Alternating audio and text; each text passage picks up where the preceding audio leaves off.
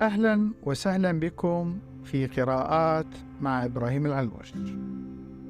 حلقة اليوم من قراءات مع إبراهيم العلوش هي عن رواية وليمة لأعشاب البحر نشيد الموت للكاتب السوري حيدر حيدر.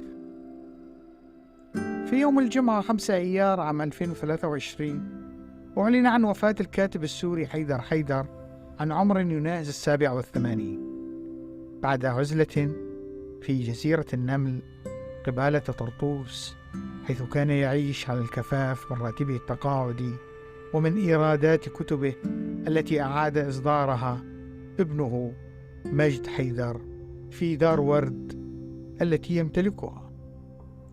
وكان حيدر حيدر قد ولد عام 1936 في حصين البحر التابع لطرطوس، ودرس في مدينة حلب في معهد دار المعلمين عام 1954، وانتقل بعدها إلى دمشق.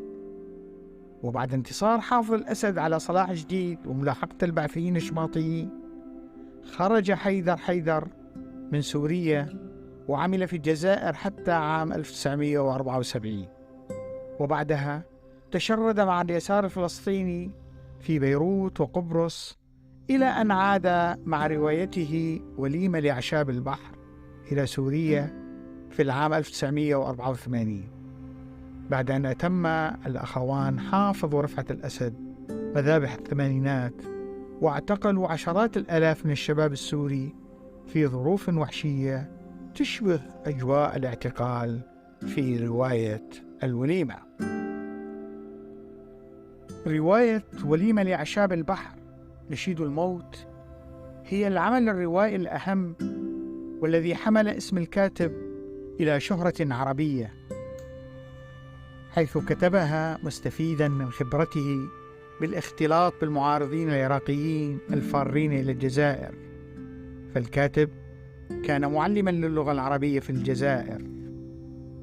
تبدأ الرواية هكذا: وكان صباحا مضيئا في سماء صاحية، النوارس وهي تخفق بدت كأنما تعلن عن غبطتها بذلك الطيران الأبيض الواهن، وفوق الأعشاب وأوراق الذغل كان الندى يتلألأ تحت شمس خريفية.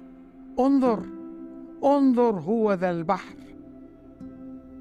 يسيطر البحر والحياة في مدينة بونا الجزائرية على أجواء الرواية.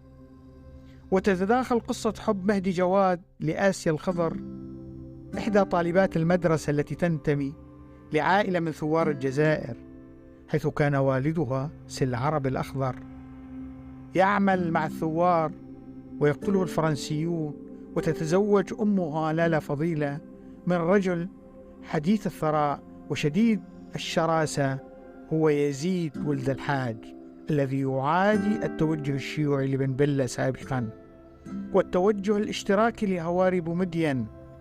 ورغم أن توقعاته عن فشل الدولة الجزائرية تتحقق لاحقا، فإنه يظل زوج الأم الذي تكرهه آسيا حبيبة مهدي جواد. وتتحدث الرواية عن فلة بوعناب الثائرة الجزائرية السابقة التي تؤجر غرفا في بيتها للمشرقيين العرب الذين جاءوا ينشرون التعليم باللغة العربية، وترتبط معهم بعلاقات غرامية آخرها علاقتها مع مهيار الباهلي صديق مهدي جواد ورفيقه في الحزب الشيوعي، وفي الفرار من العراق بعد فشل نضالهم الثوري هناك. الرواية تتحدث عن الحزب الشيوعي العراقي ومحاولاته المستمرة للسيطرة على الحكم في العراق منذ أيام عبد الكريم قاسم حتى أيام صدام حسين. وتتحدث الرواية عن العصابات المسلحة التي شكلها الحزب في الأهوار العراقية كتمهيد للقيام بالانقلاب الشيوعي المرتقب على طريقة جيفارا وفيديل كاسترو في كوبا. لكن المحاولات كانت مجرد رغبات أيديولوجية وتهويمات عن الثورة التي تفشل بعد قتل معظم عناصرها الحالمين بتفجير ثورة جيفارية عراقية. وتفشل أمام ضخامة القوة التي تجندها السلطات للقضاء على الجيش الثوري الشيوعي، حيث تذكر الرواية أن الشاعر العراقي مظفر النواب كان أحد عناصره مع بطل الرواية مهدي جواد ومهيار الباهلي، اللذين انتهى بهما المطاف معلمين في الجزائر وتطاردهما السلطات حتى وهم في أقاصي الأرض. اتسمت الرواية بتصوير حقبة من تاريخ العراق وأحلام شبابه قبل أن يصل إليه الأمريكان طبعا والعملاء إيران اليوم ويغتصبون البلاد ويحولونها إلى ميليشيات طائفية. ولكن الرواية عانت من التجويد اللغوي والشعرية الزائدة التي أضاعت منطق الرواية لصالح خيالات الشعر والأيديولوجيا الهوائية، بالإضافة إلى الاحتفاء الدائم بمقولات عن الحرية والتحرر التي يناقضها أبطال الرواية في تصرفاتهم اليومية من خلال موقفهم المتخلف من المرأة، حيث تكون دائما مثار تشكيك وتعيير مجاني، ويتكرر وصف دم الطمث والحيض كقذارة في مواقع عديدة من الرواية. ورغم رفض الكثيرين لهذه الرواية ومنهم ميشيل كيلو، وهو سياسي سوري وليس ناقدا أدبيا، الذي اعتبرها مجرد مسبات على الدين الإسلامي كما نقل عنه الكاتب محمد منصور، حيث أن السرد يتسم بسيول من المسبات ضد المجتمع ورفض الأديان، لكن الاستعمال الطائفي للأسماء لم يخرج عن الجانب الإيجابي للتدين الشيعي، فطقوسه تثير الحنين إلى الوطن والطفولة. أما الأسماء الطائفية المعاكسة فإنها تتجلى أحيانا بشكل سلبي، مثل اسم يزيد الذي يحمله الزوج الشرير للالا فضيلة. في المقابل تعتبر هذه الرواية هي المحرض على كتابات أحلام مستغانمي الشهيرة التي بدأتها في ذاكرة الجسد بنفس الميزات السردية في وليمة لأعشاب البحر، وهذه ريادة للكاتب في هذا المجال. لكن ما يلفت النظر في الرواية هي مقاطعتها للمجتمع الجزائري الذي يعايشه، فلا توجد شخصية جزائرية إيجابية من الرجال المعاصرين للراوي، فهم في الرواية دائما أشرار وعصبيون وغيورون ومتحرشون بالنساء.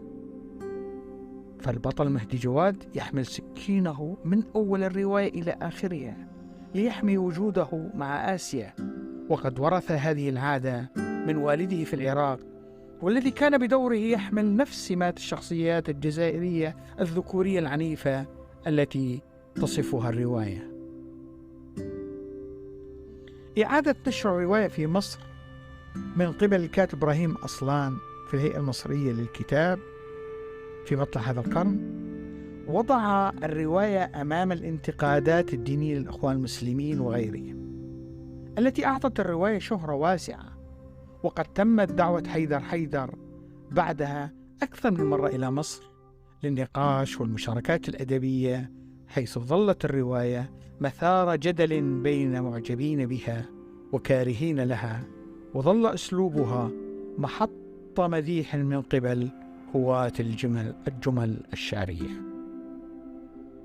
وفي المقابل نالت الرواية انتقادات كثيرة، من أبرزها انتقاد الكاتب الشهير رجاء النقاش الذي رأى أن رواية الوليمة فيها استطرادات تبعت على الملل في كثير من الأجزاء، وتعاني من التعبير العاطفي العشوائي تجاه الأشخاص والأماكن والأحداث والمشاعر المختلفة، مما أدى إلى مقدار من الصعوبة في قراءة الرواية.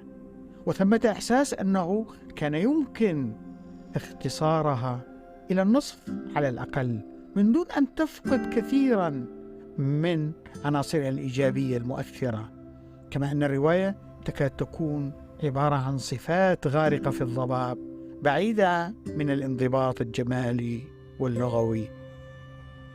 نقلا عن صحيفة اليوم السابع ومقال محمد عبد الرحمن في نعي حيدر. رغم ذلك ظلت رواية وليمة لأعشاب البحر أهم أعمال الكاتب حيدر وأعلاها صوتا، خاصة وأن صوته لم يكن بنفس القوة بعدما نشبت المذابح والتهجير والتدمير في سوريا بدءا من العام 2011. فقد اعتكف حيدر في جزيرة النمل بعد محاولاته للمشاركة في إدارة حوار بين المعارضة ونظام الأسد في فندق سبير أميس، والتي رفضها النظام بكل عنجهية. وداعا لأحد أشهر ممثلي الصبوة الأدبية الماركسية في السبعينات، وداعا لكاتب حكاية النورس المهاجر وغيرها من المجموعات القصصية، وروايات الزمن الموحش والفهد ووليمة لأعشاب البحر. وداعا حيدر. أرجو أن تكون الحلقة قد أعجبتكم. نتمنى أن تشاركوها مع الأصدقاء وأن ترسلوا بمقترحاتكم التي نستقبلها بكل مودة. وإلى اللقاء في حلقة جديدة من قراءات مع إبراهيم العلوش.